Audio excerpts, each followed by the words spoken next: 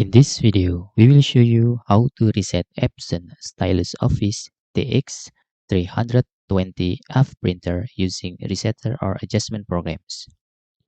Before you download these resetter or adjustment programs, we suggest you to disable your antivirus for a while, including Windows Real-Time Protection and the Tamper Protection if you're using Windows 10 or Windows 11.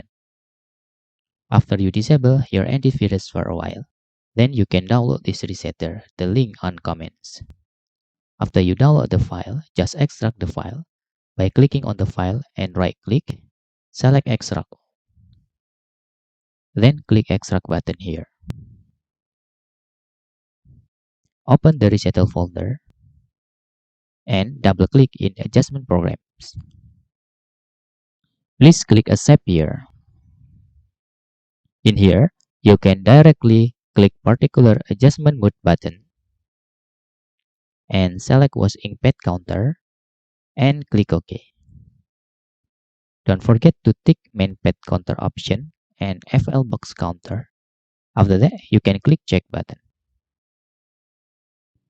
Then you can click Initialization button. If the resetting is successfully, you can close the resetter programs. Then you can turn off your printer. After that, you can turn back on your printer again. But in any case, if you encounter error, you can try to moving your USB printer into another available port on your computers. Okay, that's all tutorial how to reset Epson Stylus Office TX320F printer using resetter or adjustment programs.